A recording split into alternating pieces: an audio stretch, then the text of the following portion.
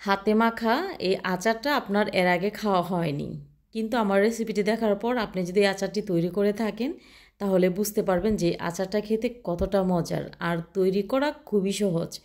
কোনো রকম জাল দেওয়ার ঝামেলা ছাড়াই এই আচারটি তৈরি করা হয়, আর যেমন সহজ তৈরি করা খেতেও ততটাই মজার।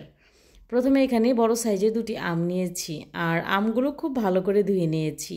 আর ধোয়ার পর আমগুলো আমি পরিষ্কার কাপড় দিয়ে খুব ভালো করে মুছে নিয়েছি যেন কোনো প্রকার পানি না থাকে। তো আমের খোসাটা ছাড়িয়ে নিয়েছি, আর ছাড়িয়ে নেওয়ার পর আমগুলো কিন্তু খুব পাতলা পাতলা করে কেটে নিব। তো আমি পিলারের সাহায্যে আমগুলো পাতলা পাতলা করে কেটে নিচ্ছি। আপনারা চাইলে বটি বা চাকুর সাহায্যে আমগুলো এরকম করে পাতলা করে কেটে নিতে পারেন। আর কাটা আমগুলো কিন্তু খুবই পাতলা হবে দেখতে। যতটা পারা হয় আমগুলো পাতলা করে কেটে নিতে হবে। তো আমগুলো আমি খুব পাতলা করে কেটে নিয়ে আমার হয়ে গেছে। এখন এখানে অ্যাড করছি হলুদের গুঁড়া, দিয়ে দিব মরিচের গুঁড়া, আর অ্যাড করছি রেগুলার লবণ, আর দিয়ে দেবো এখানে বিট লবণ। তারপর দিয়ে দিচ্ছি এখানে স্বাদ মতো চিনি, মানে আধা কাপ পরিমাণ এখানে আমি চিনি অ্যাড করেছি। আমটা কতটুকু মিষ্টি ওটা দেখে তারপর আপনারা এখানে চিনিটা অ্যাড করবেন। তারপর এখানে দিয়েছি আস্ত ধনে, আস্ত জিরে, তারপরে দিয়েছি এখানে 5 ফোড়ন, আর দিয়েছি এখানে 1 টেবিল চামচ সরিষা, আর দিয়েছি 2টি শুকনো মরিচ। দিয়ে একটু টেলে নিতে হবে। যখন সুন্দর একটি গ্রান চলে আসবে তখন চুলা থেকে আমি নামিয়ে নেব, আর নামিয়ে নিয়ে তারপরে ব্লেন্ড করে নিচ্ছি। তো ব্লেন্ড করে নেওয়ার পর সবগুলো গুঁড়া এখানে আমি দিয়ে দিচ্ছি, আর এখানে আমি নিয়ে নিচ্ছি সরিষার তেল। তেলটা আমি খুব ভালো করে গরম করে নেব। যখন গরম হয়ে যাবে তখন এখানে অ্যাড করছি থেঁতো করা রসুন, আর রসুনটা বেশি ভাজবো না, হালকা একটু ভেজে নেব।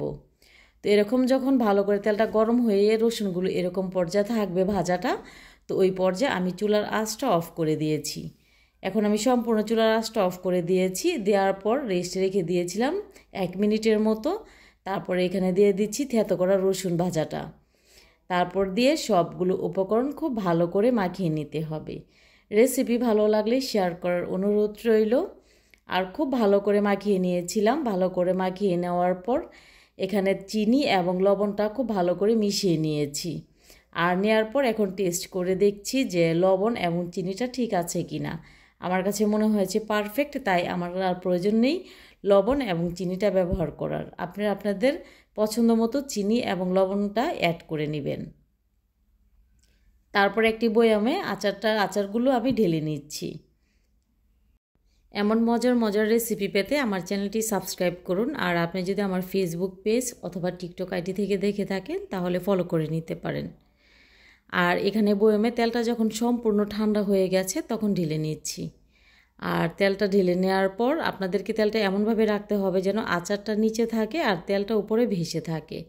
তো এভাবে করে তেলটা আপনারা দিয়ে বছর জুড়ে সংরক্ষণ করে খেতে পারবেন। আর দীর্ঘদিন যদি সংরক্ষণ করে খেতে চান সেক্ষেত্রে আচারটা আপনারা রোদে দিতে পারেন। আর রোদে দেওয়ার পর তারপরে এই আচারটা আপনারা বছর জুড়ে সংরক্ষণ করে খেতে পারবেন।